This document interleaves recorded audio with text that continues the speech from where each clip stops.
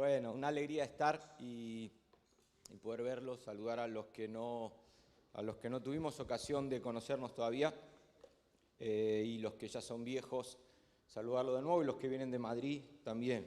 Es más fácil encontrarlos acá que en Madrid seguro. ¿Sí o no? A veces cuesta allá.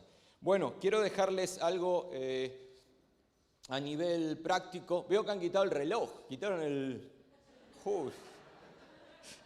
Eso, no sé si es señal de algo. Voy a intentar, menos 20. Vale. Vamos a ir a Juan, capítulo 15. Yo voy a compartir en la diapositiva, traje varias. La terminé de preparar porque quitaba, ponía. Y digo, bueno, espero no perderme. Dejarte un pasaje conocidísimo, aunque solo quiero leer 2 versículos del capítulo 15, del 1 al 11. Creo que es una historia una alegoría que todos conocemos. La alegoría o parábola, como le quieras ver, ilustración de Jesús como la vid verdadera. Y voy a leer el versículo 1, la primera parte, y el 11. Y luego ustedes conocen el resto, y si no lo conocen, luego a lo mejor a medida que voy hablando vamos citando algo referente a esto. Dice así el versículo 1, Juan capítulo 15, verso 1, yo soy la vid verdadera. Ustedes conocen el resto, el Padre el labrador, nosotros los pámpanos, el pámpano que da fruto es limpiado para llevar más fruto, el que no da fruto es quitado para ser echado al fuego. No sé si el fuego es castigo o purificación. Yo soy de los que cree que el fuego es ahí purificación, que cuando no damos fruto Dios viene a purificarnos, no a quemarnos vivo, tipo Inquisición. Y el texto termina diciendo en el 11 que todas estas palabras que Jesús habló tenían un propósito, no solo el capítulo 15, sino lo que Él viene hablando ya en la última cena, en el capítulo 13, 14, y luego lo que va a hablar también en el 16. Todo esto lo habló ¿para qué? Para que tengamos gozo y nuestro gozo sea ¿qué? Completo. Me gusta eso también, completo.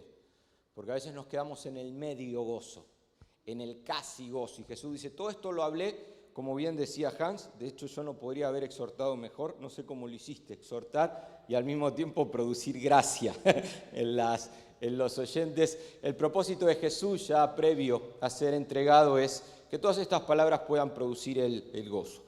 Y me gusta también Juan, el cuarto evangelio, de los 4 es mi preferido.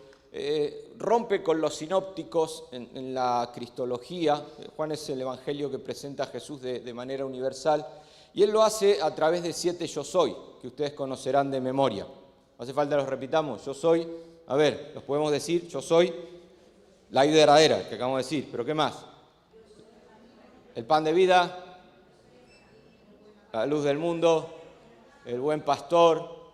Y cada uno de esos 7 yo soy que Jesús va dando, la resurrección y la vida, camino, verdad y vida, yo soy la puerta también, ¿no? Tremenda declaración. A través de Jesús accedemos a una dimensión y un orden del Espíritu, pero cada una de estas declaraciones de Jesús apunta a una necesidad de la persona, de la congregación o de la comunidad, al menos cuando Juan lo escribe.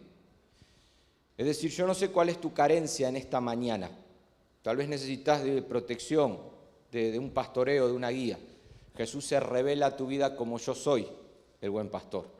Tal vez viniste esta mañana con necesidad de un alimento espiritual. Bueno, Él se revela a tu vida, a tu corazón, como yo soy el pan de vida.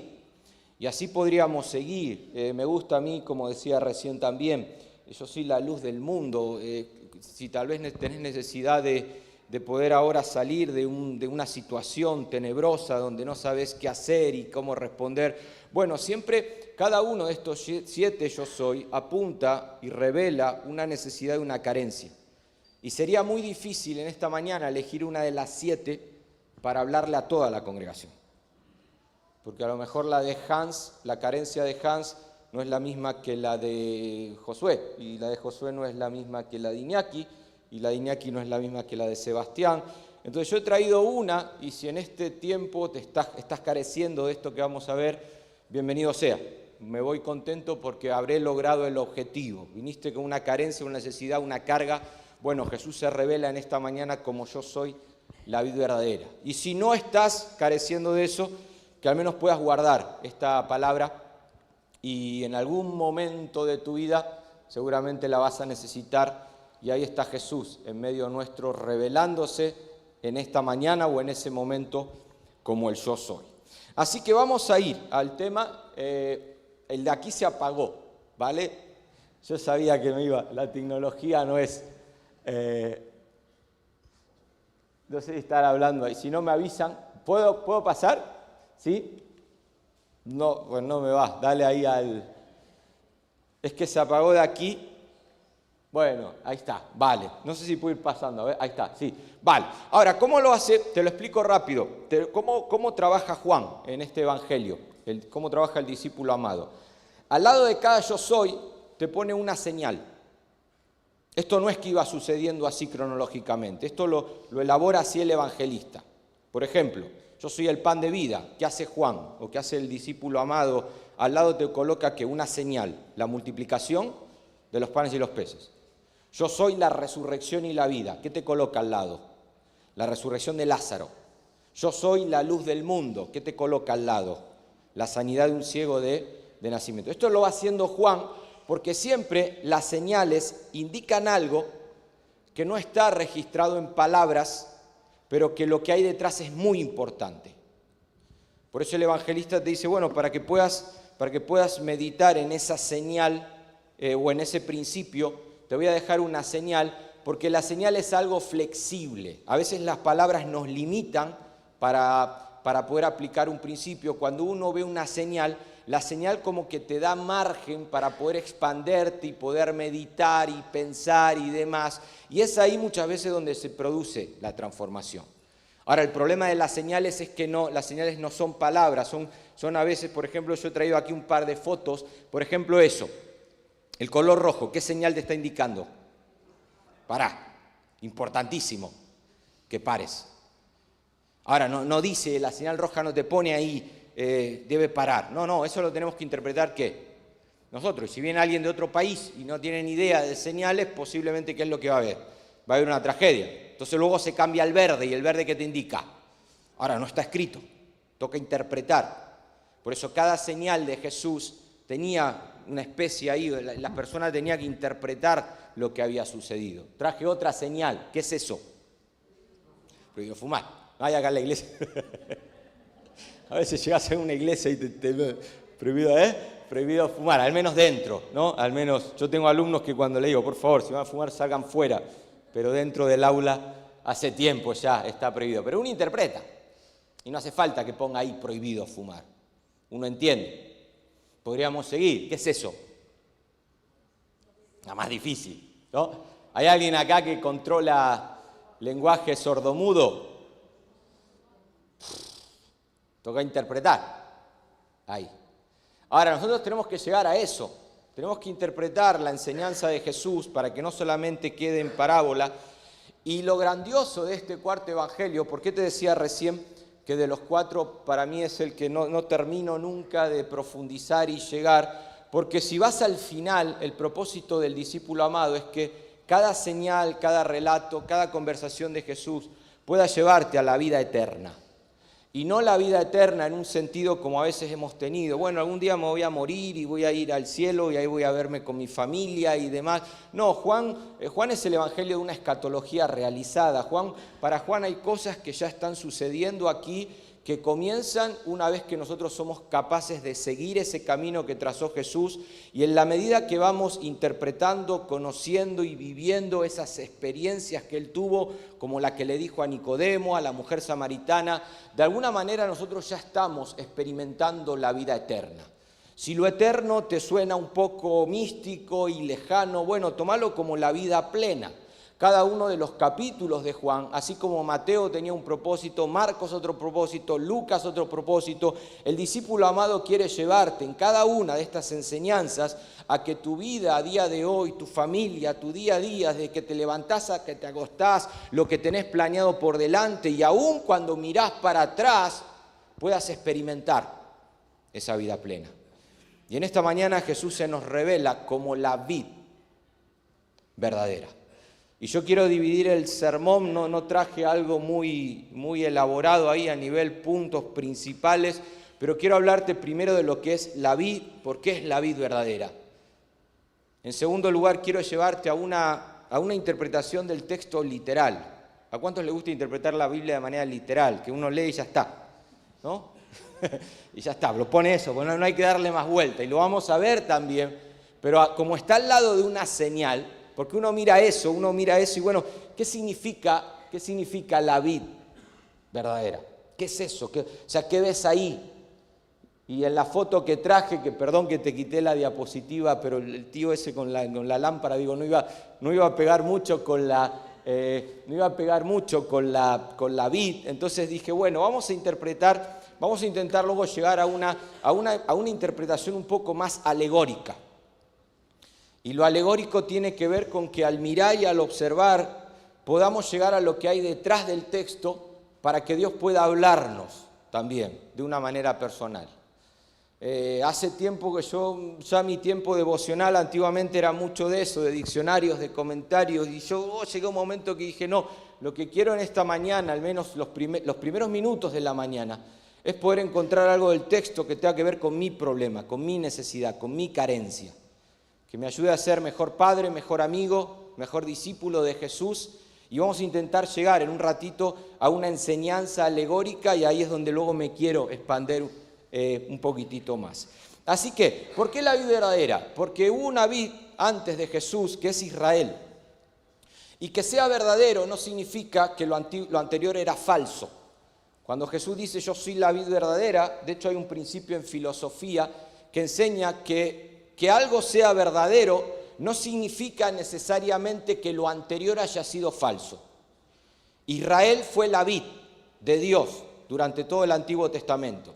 Con sus problemas, con sus dificultades, ahí yo les traje un texto en el Salmo 80, versos 8 y 9, dice, trajiste una vid de Egipto.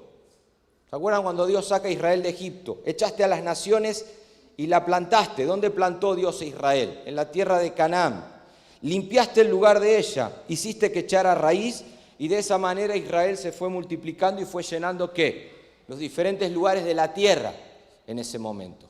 Israel es la vid del Antiguo Testamento, de la Biblia hebrea. Si quieren verlo, Israel es la vid antes de que venga la verdadera. Ahora, que algo sea verdadero no significa que lo anterior haya sido falso. Simplemente que era algo indefinido, era indeterminado. En teología se utiliza mucho el concepto de tipo y antitipo. Es decir, el tipo es una figura, pero no es el antitipo, o sea, no es el cuerpo en sí. Es una sombra que apunta a algo que está por venir. Ahora, lo triste es que Israel, los líderes, los reyes, los jueces, es increíble cuando uno lee el Antiguo Testamento y ve lo que todos estos jueces, líderes religiosos, intérpretes de la ley muchas veces, es triste ver lo que sucedió con esa vid. Porque el tiempo nos muestra, dice, yo te planté como una vid escogida, dice Jeremías, hablándole a Israel, como una simiente del todo verdadera, y dice, ¿cómo pues te me has convertido en una cosa repugnante, en una vid extraña? La causa la conocemos todos. Los reyes, los líderes hicieron un mal uso de esa vid, y esa vid se terminó prostituyendo. El Antiguo Testamento utiliza muchas veces la figura de una ramera que se fue y se acostó con otros hombres y demás. Israel terminó siendo una vid, es decir, no falsa en el sentido de que está bien, es un tipo de lo que había de venir, pero hicieron un mal uso. Y por ahí los profetas veían un poquitito de luz, como que salía ¿cómo se dice? Un renuevo. Los profetas hablan de un remanente. Como que en esa vida de repente, no sé si les pasó que tuviste una planta y de repente la planta se te está por morir y de repente ya no sabes qué hacer con la planta y la vas a tirar, pero de repente ves que sale un renuevo. Y decís, voy a esperar, que sea un poco, ¿no? Le pasa a veces a las madres. Yo cuando hablo con madres, sobre todo que tienen hijos, hablo madres porque los padres pasamos de todo a veces, pero las madres con, no, pero mi hijo, Raúl, estoy viendo un pequeño brote en él, me dicen. Y estoy contento porque estoy viendo que algo está surgiendo, pero luego otra vez, parece que se está secando. Y uno como lo que tiene que decir, no, seguí trabajando porque esa es tu vida. Y hay esperanza. Y llega Jesús ahora. Y en Oseas, bueno, podríamos seguir, traje otros textos, ahí tienen un poquitito la causa, Israel como una vida exuberante, y como él era su fruto, cuanto más se multiplicó su fruto, más sus altares, ahí está lo que hablaba recién, su idolatría y demás. Ahora viene Jesús, y Jesús nos muestra que Él es la vid verdadera. Y deja la enseñanza, el principio espiritual, que nosotros podemos ver, y claro, porque al final es como que Él está diciendo, yo soy el verdadero pueblo de Dios. Y todo aquel que es capaz de permanecer en mí es verdadero. ¿Por qué? Porque al final, vuelvo otra vez a repetir, no es que lo anterior necesariamente era algo falso, sino que Jesús viene y dice, bueno, si ustedes quieren recuperar y llevar fruto, de hecho Jesús había llamado a los discípulos para que vayan y lleven fruto. Y en el libro de los Hechos estamos estudiando ahora, los días viernes, cómo la resistencia que pusieron los apóstoles los primeros años en poder dar fruto, en poder abrirse al Espíritu, en romper con ideologías nacionalistas que ellos arrastraban, se quedaron en Jerusalén, en el templo, en lugar de ser testigos hasta lo último de la tierra. Y en un principio vemos al Espíritu discutiendo con ellos en sentido de que, bueno, voy a marcarles otro camino diferente para que ellos lo sigan. Y finalmente el libro de los Hechos nos muestra cómo Pedro llegó a ese fruto, cómo Pablo llegó a ese fruto, y la clave, la enseñanza ética que el texto nos deja, la enseñanza práctica y literal que nosotros podemos tomar es la siguiente: si quiero dar fruto, la clave está en permanecer en Jesús. Y eso es lo literal que acabamos de leer. Es decir, Jesús es la vid, el Padre, ¿quién es? El labrador, el que trabaja por medio del Espíritu.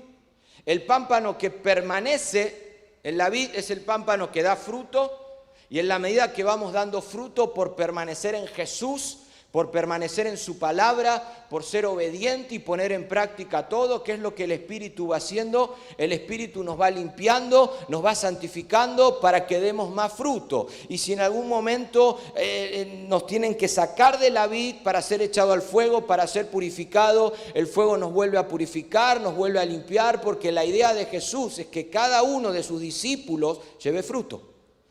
Y Juan no escribe este evangelio para condenar a nadie, Juan lo escribe para que podamos abrir los oídos, poner en práctica el principio, y de esa manera podamos llevar a la vida eterna, a la vida plena.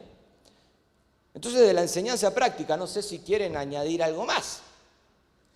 ¿A qué vino Raúl el domingo a Fuenlabrada? A decirnos que la clave para poder dar fruto está en permanecer en Jesús. ¿Qué es permanecer en Jesús? Escuchar su enseñanza, interpretar su enseñanza y finalmente ponerla en práctica. La clave está en ser uno con Él. Es como cuando Jesús enseñó: yo soy el pan de vida. ¿Qué es el pan de vida? El alimento espiritual. Para que mi vida pueda ser sustentada con el pan que hay que hacerlo. Hay que comerlo, hay que digerirlo, y el pan tiene que llegar a ser parte de tu organismo. En la medida que nosotros vamos comiendo las enseñanzas de Jesús a nivel metafórico, y esas enseñanzas van siendo parte de nuestra vida, se van encarnando, nosotros vamos siendo sustentados espiritualmente y podemos caminar en esa vida eterna. Y a diferencia de otros alimentos que Israel tenía, me gusta cuando Jesús le dice a la samaritana: mirá, está muy bien, podés seguir bebiendo de esa agua, tiene un valor espiritual como es el pozo de Jacob. Pero al final vas a volver a tener sed. Y la samaritana ahí diciendo: no, pero dame un agua que no tenga más sed. Y ahí está Jesús otra vez revelándose: mirá, hay un agua, es espíritu, que si la bebés. Y así pasaba muchas veces con Israel, también con el pan. Ellos tenían un pan, dice un libro que ellos leían, al menos en los días de Jesús, hoy los leen solamente algunos, es el libro de Eclesiástico, capítulo 24, verso 21, que habla de la sabiduría, y dice: el que me come, dice la sabiduría, tendrá más hambre, el que me beba tendrá más sed. Sin embargo, ahora viene Jesús y deja el principio: mirá, hay una sabiduría que es verdadera, que es superior, y que si sos capaz de comer, si sos capaz de beber eso, vas a llegar a lo pleno, a lo eterno. Enseñanza práctica, ¿dónde está? Permanecer En Jesús. Es volver un poco al libro de Eclesiastés. El todo del hombre, ¿cuál es? ¿Qué es el todo del hombre? ¿Cómo termina el discurso del libro de Eclesiastés? Temer a Dios y guardar sus mandamientos. Uno dice, pero esa ya está, esa es la conclusión. O sea, 11 capítulos hablándome de la vida, de los placeres, del dinero, de la religión, no sé qué. Y al final es como que uno dice, esto se resume, al final el cristianismo se resume en un camino de seguir a Jesús, donde lo más alto que podés llegar es comer su palabra, es alimentarte de este alimento espiritual y caminar en esa plenitud. Eso es lo más alto que podés llegar. Y la enseñanza práctica es esa, que yo ya está, ya de lo práctico, de lo literal cierro ahí. No sé qué más podríamos añadir a eso. Pero gracias a Dios por los momentos que nos dieron nuestros padres. Yo recuerdo mandamientos que me daban y yo le decía, ¿y por qué? ¿No? Porque a veces mi papá, mira, eso no te conviene, pero ¿por qué? Y mi papá me decía, está en la Biblia. Bueno, pero ¿por qué? Porque Dios lo dijo, pero ¿por qué? Yo siempre con el ¿por qué? ¿Por qué? ¿Por qué? O sea, ¿por qué mis amigos pueden eso y yo no? ¿Por qué? O sea, ¿por qué otros hacen eso y yo no? Y siempre ¿por qué? Aún tenía que preguntar por qué en la iglesia, ¿no? ¿Y por qué? Han decía recién ya en el tiempo de alabanza hay que estar acá, yo le preguntaría, ¿y por qué? Y Han me diría, bueno, porque eso y lo otro. Y yo entiendo que hay momentos donde el pan me salvó la vida a mí, donde en ese momento no entendía el mandamiento, no entendía el principio, pero me salvó la vida. Miro atrás y miro cómo terminaron algunos de mis amigos. Tristemente en las redes sociales uno lo ve y este terminó así y este terminó así. Y yo al final como que le tengo que dar gracias a mi papá, decir, mira papá, sé que en ese momento no lo entendí, pero gracias porque el pan me salvó la vida. Porque me dijiste que tenía que caminar en esa dirección, en ese momento no lo entendí, pero el permanecer en ese mandamiento, el ponerlo en práctica, al final me llevó a lo que hoy veo, al menos, de no haber terminado en ese camino oscuro. Ahora, yo quiero ir a la interpretación más alegórica. Y acá está donde quiero llevarte, y entiéndame, me voy a tomar el permiso, porque al final Juan 15 es una alegoría. Entonces, como Jesús deja este principio con una alegoría, mi propósito hoy es eso. Y claro, del pámpano, ¿qué se extrae? Del pámpano se extrae la uva. ¿Sí o no? ¿Y la clave para dar uva dónde está? ¿En permanecer? Muy bien, en la vid, no es complicado, ¿no? Si permaneces en la vid como pámpano, vas a dar fruto. Ahora, vamos un poquitito más, vamos a usar, eso tiene que ver con el cerebro, con la parte del cerebro izquierdo. Con la parte del cerebro izquierdo juzgamos, interpretamos, ¿vale? Y yo les pregunto, ¿qué hay que hacer para dar fruto? Permanecer en Jesús. Y lo puedes, con el cerebro izquierdo lo puedes. Es el izquierdo, ¿no? Sí, el que juzga es el... Yo soy muy de izquierda en eso. Entonces es como que juzgás y ves, interpretás. Ahora vamos un poquito a la parte del hemisferio derecho, que es creativo, que piensa. Del pámpano está bien, se extrae la uva. Ahora, ¿de la uva qué se extrae? Bien. Se extrae el vino. ¿Beben vino acá o no? No sé, porque en algunos lugares uno va y no, acá el vino. Una vez un hermano me trajo un estudio que el vino que bebió Jesús no tenía alcohol, no sé, no importa, si beben o no beben, respeto. Yo soy más de Coca-Cola. Ahora, Jesús me deja todas estas palabras para que mi gozo sea completo. Y yo entiendo que lo completo está en poder obedecer, en caminar, en que el pan tiene que ser comido, tiene que ser digerido, en que la clave para dar fruto y el Padre me limpia está en permanecer en Jesús. Ahora Jesús me está diciendo, todo esto te hablé para que tu gozo sea completo. Y para que sea completo, mi amigo, tiene que haber vino. Si no hay vino, no es completo. Acá está el hemisferio izquierdo diciendo, dame el versículo bíblico. El hemisferio derecho ya lo entendió, obvio, de una vid que se va a extraer vino y buen vino. Ahora, el hemisferio izquierdo ya está, bueno, dame el texto bíblico. Bueno, te doy el texto bíblico para que puedas entender y podamos caminar en este principio que quiero dejarte. ¿Qué dice el Salmo 104:15? El vino alegra el corazón del hombre. ¿Cuántos han estado una vez en ese contentillo? Sí. Que los ojitos se te ponen y uno no está, o sea, uno no está buscando emborracharse, pero de repente es una boda y en una boda ponen vino. Con mi esposa tuvimos que poner zumo de naranja porque había de una denominación que no bebían vino y mis amigos venían y me decían, Raúl, ¿qué es esto? Y yo, eso es lo que hay. Es lo que hay. Pero dice que el vino alegra el corazón del hombre, el aceite hace brillar el rostro y el pan sustenta la vida del hombre. Jesús es el pan de vida. Si comemos, somos alimentados, Él es nuestro sustento espiritual. El todo del hombre, ¿cuál es? El poder ahora leer el texto, interpretar el texto y aplicar el texto. Pero resulta que el vino, en ese caminar, alegra el rostro, alegra el corazón, y lo bueno es que esto también es contagioso. Es decir, el principio alegórico al que yo quiero llegar, en que en el pensamiento de Jesús, seguramente al leer luego el resto de lo que vemos en algunas epístolas y algunos escritos, incluso de libros sapienciales, la idea de Jesús no es una idea rígida de decir, lee el mandamiento, interpreta el mandamiento y dale para adelante. Y ahí está la religión diciéndote lo que tenés que hacer, cómo lo tenés que hacer, y ahí están los monjes caminando. Escuché una vez una anécdota en un monasterio que iban los monjes, saben que ellos prohíben la risa, hay monjes, no todos, que prohíben la risa. Hay una película que se llama El nombre de la rosa que lo ilustra muy bien, donde dice, no, la risa es pecado porque Jesús nunca se rió. Y la risa disfigura el rostro. Entonces los monjes caminaban así, ¿no? Estudiando el latín, el griego y demás, y cuando se cruzaba un monje con el otro, porque también hacían voto de silencio y demás, de repente se cruzaban y uno le decía al otro, moriremos. Y el que venía de este lado le decía, lo sabemos. Y eso era, y es como que uno dice, ahora, es un poco el fariseo. Me gusta cómo ilustra The Chosen en la serie El Fariseo. Porque, amigo, al fariseo no le puedes enseñar de doctrina, si la sabe toda.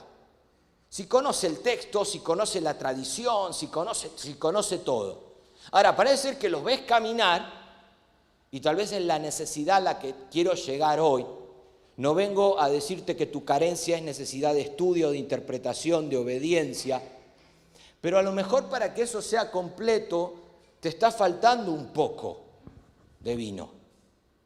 Que no es solo leer el texto, interpretarlo y aplicarlo, sino que el contentillo, la alegría viene cuando de repente puedo oler, puedo discernir algo que está detrás del texto, que no necesariamente eso que está detrás del texto tengo que descubrirlo para luego hacer un gran libro, una gran doctrina. No, es algo que Dios está queriendo hablarte de manera personal para una necesidad concreta, y esa iluminación, teológicamente hablando, te cambia el día.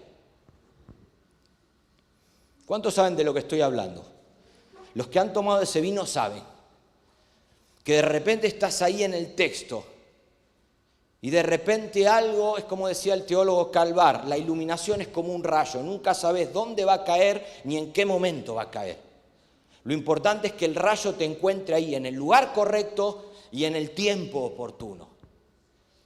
Y creo que algo que hemos perdido, y me incluyo, porque a veces he mirado mi vida y he visto como que la teología, tanta letra y tanta rama de esto, tanto lo otro, ¿verdad? De repente me secó, me aburrí y quise dejarlo todo.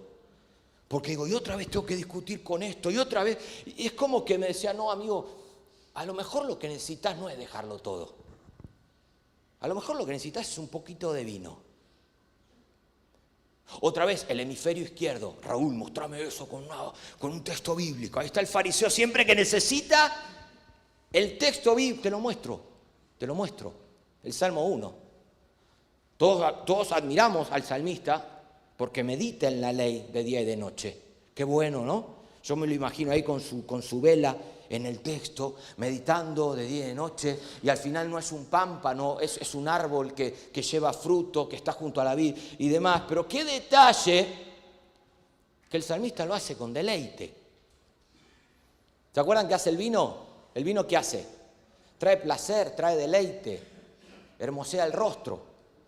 Entonces, qué bueno, claro, qué bueno que el salmista es capaz de poner en práctica todo eso, repito, porque si no somos capaces de poner en práctica lo interpretado, al final, como decía el teólogo Orígenes, estamos acumulando papeles en la mente, pero si finalmente no sos capaz de llevarlo a la práctica, perfecto, pero al menos creo que algo que se ha perdido es personas que se acerquen al texto para leerlo, para interpretarlo, pero poder llegar a ese deleite, poder llegar a ese placer. Le pasó también al profeta Ezequiel. El profeta Ezequiel tenía que dar un mensaje durísimo. Tenía que dar un mensaje, él está en el cautiverio y tiene que avisar y profetizar que esto va a ser largo, que esto no va a ser cosa de un día para otro. Y viene Dios y le dice, mira, come el rollo tiene que ver con el mensaje que tiene que dar. Para nosotros el rollo tiene que ver con la escritura y podemos sacar la aplicación práctica, debemos alimentarnos de la escritura, debemos comer la escritura, pero de repente el profeta llega a algo que dice, cuando lo probé fue dulce como la miel. No te habla del vino, te habla de miel. Te habla de deleite. Y yo no sé cuándo fue la última vez que estuviste delante de un texto o delante de algo, porque al final Dios no necesita un texto para revelarse. La creación revela a Dios. No sé cuándo estuviste en algún momento que estuviste ahí y ese momento te cambió el día, te cambió tu problema, te cambió todo. Y fue como poder llegar a esa miel. A mí me gusta la tapa de la Biblia del oso, la primera. ¿Cuántos tienen esa Biblia? Si me la puedes regalar luego, porque yo estoy en busca de una en papel y sale una pasta hoy esa Biblia. Pero era un oso intentando llegar a la miel, porque al final, si no llegás a eso, si no llegás al vino, si no llegás a la miel, o sea, todo lo que vas a aprender, o sea, es como que está bien y te va a privar y vas a alcanzar el todo del hombre y como te decía recién, te va a salvar de caminar por un camino incorrecto. Pero al final el punto está en que de ese fruto, de esa uva, que es la enseñanza puesta en práctica, yo tengo que extraer algo para poder llegar al vino. ¿Cómo llega el vino a tu mesa? Vamos otra vez al derecho. No, a la izquierda, vamos al izquierdo. ¿Cómo llega el vino ahí a tu mesa? Bueno, primero está la vendimia, ¿sí o no? Pero después está el estrujado.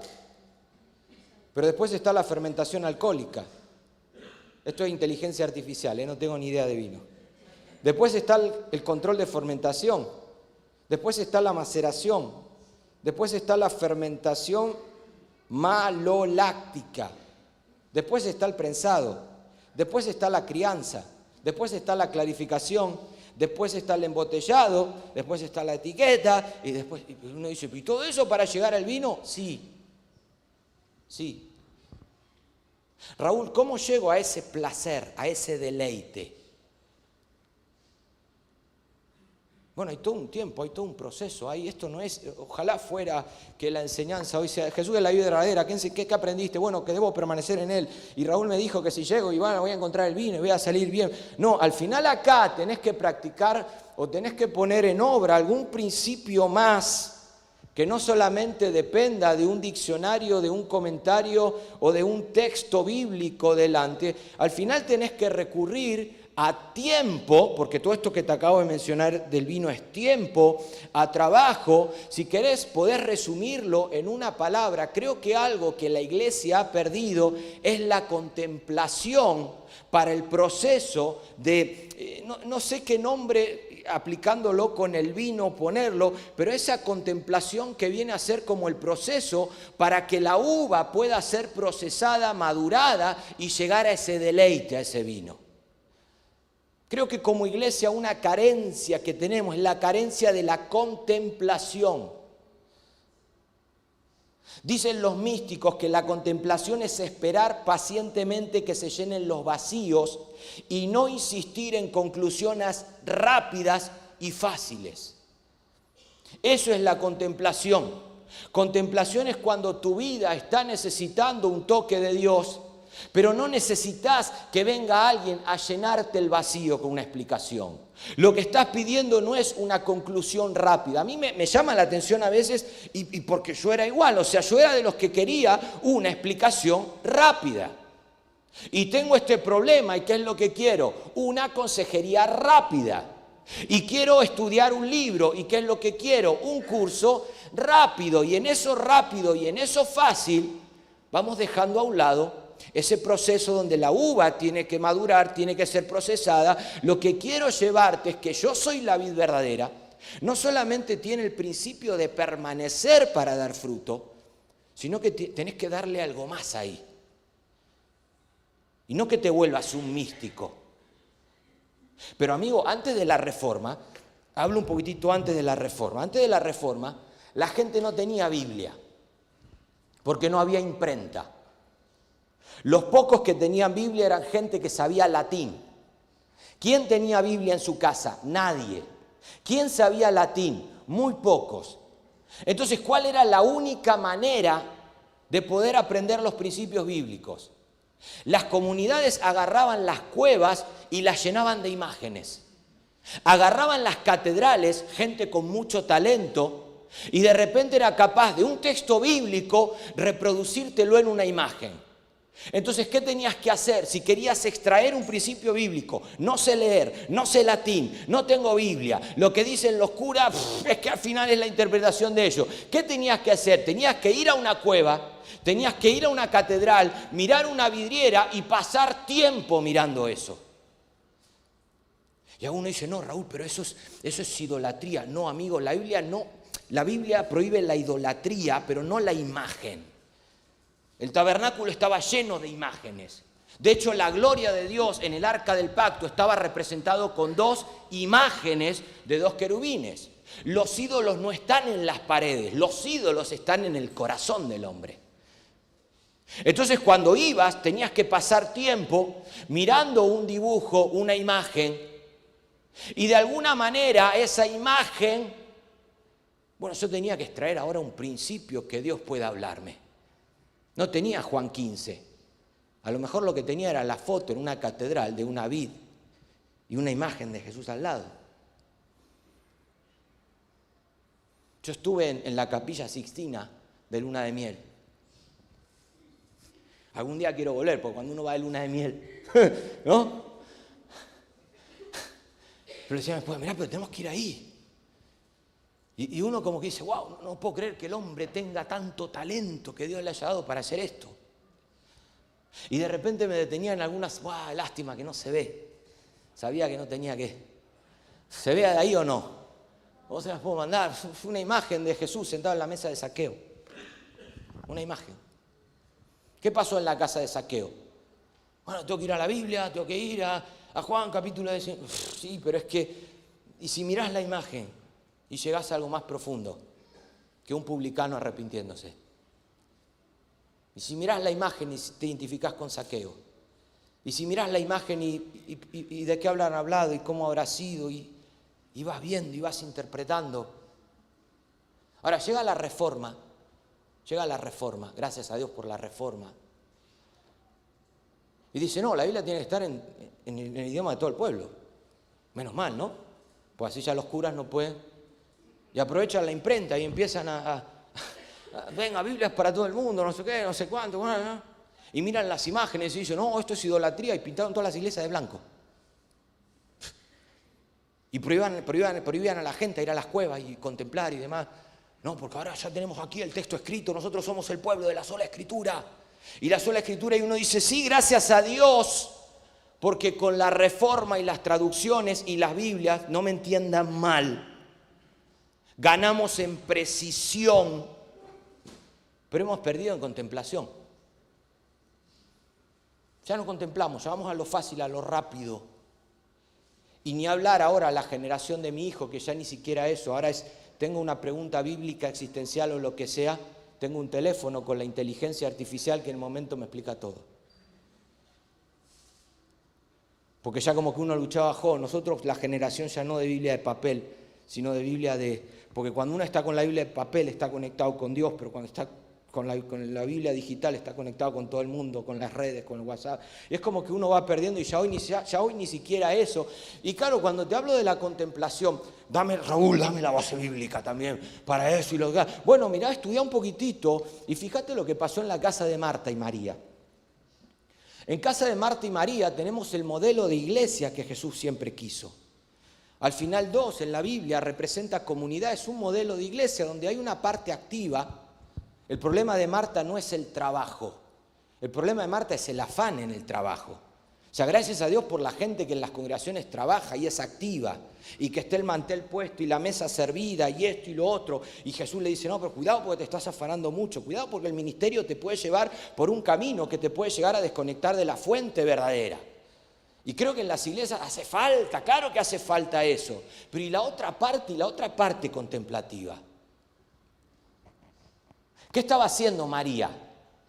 Por favor, díganlo, porque me encanta esa palabra a veces. Y como tengo Asperger, autismo 1 y déficit de atención, me cuesta ponerlo en práctica. ¿Pero qué estaba haciendo María? Díganlo. No, pero sean más genuinos, pónganse en el lugar de Marta. ¿Qué está haciendo María? Díganlo fuerte, no sean espirituales, no estaba escuchando a los pies del maestro. ¿Qué estaba haciendo María? Nada.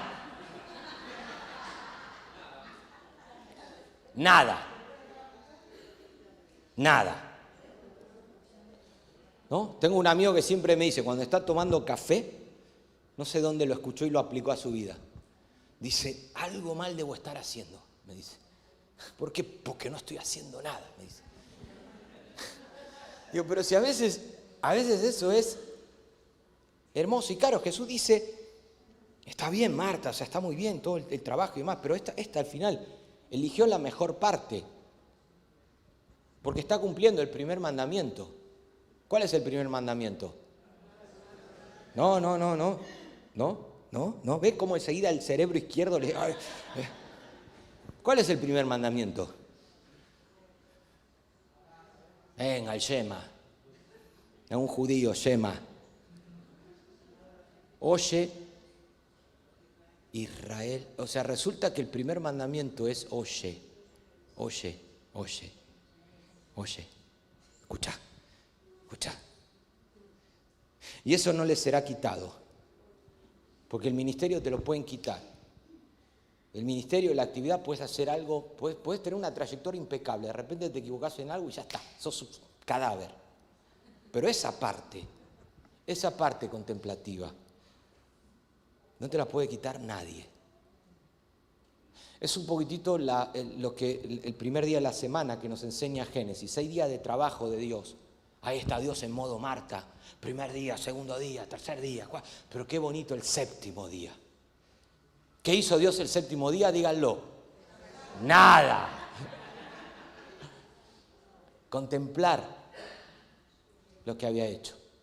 Y en esta mañana, familia, para no irme más de tiempo, la enseñanza de la vid nos muestra la importancia de una obediencia, claro que sí, y de permanecer, y no me quiten luego esto para los resentidos de las redes a veces, que luego están ahí, no, pero obvio, soy gente de letras, soy profesor, soy interpretar, soy de todo lo que quieras. Pero creo que la enseñanza nos deja, bueno, y si le añadís un poco de vino, el deleite del salmista, el deleite del profeta, el deleite al que llevó Jesús. Creo que si realmente llegaríamos a ese deleite, acudiríamos más seguido a la Biblia. De verdad lo creo. Yo creo que vamos poco a la Biblia porque como que no terminamos de llegar al deleite. Creo que invertiríamos más en libros. Recién Hans habló de una biblioteca. Bueno, pero es que hay libros que te pueden guiar a eso. Gente que en 70 años de experiencia te lo puede dejar en una página y te puede ayudar a profundizar. Creo que si llegaríamos al deleite los domingos vendríamos con más expectación de escuchar a Dios. De decir, claro, pero ¿cómo no voy a ir el domingo si me van a exponer algo? Y al final ese algo que me pueden decir me puede cambiar el día, me puede cambiar la semana, me puede cambiar la vida. Creo que si llegaríamos al deleite, meditaríamos más. ¿Saben lo que es meditar, no? Meditar es... Creo que a veces en las reuniones de oración tendría que haber un letrero que diga, déjenme hablar. Firma a Dios. Sería buenísimo llegar y ver ahí, déjenme hablar a mí. Porque en el meditar también está ese proceso de la uva, el contemplar. Pablo dice en Romanos que lo invisible de Dios se revela a través de lo visible, de lo creado, su eterno poder y deidad. Y resulta que tengo un mundo ahí para contemplar a Dios, como dijo Pablo en Atenas. Si es que en Él vivimos, en Él somos, en Él caminamos. Pablo le dice a los atenienses, ¿no se dan cuenta que Dios está cerca de ustedes? O sea, miren un poquitito a su alrededor, es Dios hablándote de diferentes maneras para poder traer ese deleite. El salmista David, una cosa he demandado a Jehová, esta buscaré, habitar en la casa de Jehová todos los días de mi vida para contemplar su hermosura. Ahora uno dice, ¿a qué iglesia iba David si el templo no existía? David no está hablando del templo físico. David entiende que hay una creación que da testimonio de Dios. Y en esa creación quiere contemplar a Dios. Y para eso fue enviado también el Espíritu Santo. Porque resulta que el que dio esta enseñanza se fue. Pero dijo, no se preocupen, yo envío a otro. Y él no va a hablar de su cuenta, no va a añadir nada nuevo, sino que va a tomar estas palabras, las va a inspirar, las va a actualizar en tu corazón, para que puedan tener la misma fuerza que cuando Pedro dijo, ¿a quién iremos? Si solamente tú tienes palabras de vida eterna. En esta mañana el llamado es no a personas que han descuidado la Escritura, y voy con toda reverencia, porque a lo mejor puede sonar eso, vino esto a decirnos aquí a nosotros que no estudiamos, no, hablo de poder llegar a ese deleite, lo que Pablo hablaba en 2 Corintios 4:7, de que Dios puso un tesoro en vaso de barro. Muchas maneras de interpretar ese texto, cerebro izquierdo, hemisferio izquierdo. Muchas maneras de contemplarlo, el derecho. ¿Qué es el vaso de barro y qué es el tesoro? Porque ahí está la clave, ahí está todo. No, el vaso de barro somos nosotros y el tesoro es el Espíritu. No, pero vamos un poco más allá. Vamos a aplicarlo, vamos a actualizar ese texto. ¿Y si el vaso de barro es el texto escrito? ¿Alguien trajo la Biblia en papel? ¿La tiene ahí? ¿La podés oler? ¿La podés oler? ¿A qué huele eso? A tinta, ¿no? A barro, Y mataron un árbol encima para hacer esa Biblia. ¿Y si el vaso de barro es el texto y el tesoro es lo que hay detrás, lo que el Espíritu quiere hablarte? Y al final esa es la perla de gran precio que cambia todo. Señor, en esta mañana, gracias porque en estos breves minutos sé que hay corazones a donde no puedo llegar del todo. Pero en estos minutos finales, en un pequeño silencio, donde aún puedo volver a casa y seguir meditando, ahí donde no llego, que tu Espíritu pueda traer esa vida eterna que el discípulo amado anunció. Enséñame a contemplar, dame alguna alegría durante la semana, revélate de manera personal y que mi vida lejos, Señor, de tornarse en algo académico, religioso, pueda llegar a ser también y experimentar esa vida y vida en abundancia. Señor, que ahí donde hay corazones hoy secos, Señor, cuántas cosas nos secan, nos apartan, nos hacen infructíferos. Señor, quiero tomarte de la mano, engancharme a la vid engancharme otra vez a la vid y que mi vida pueda llevar ese proceso. Claro que sí. Claro que sí. Ahí estás tú, ahí está tu espíritu. Gracias, gracias, porque mientras esté en la vid hay esperanza y a ella me aferro en el nombre de Jesús.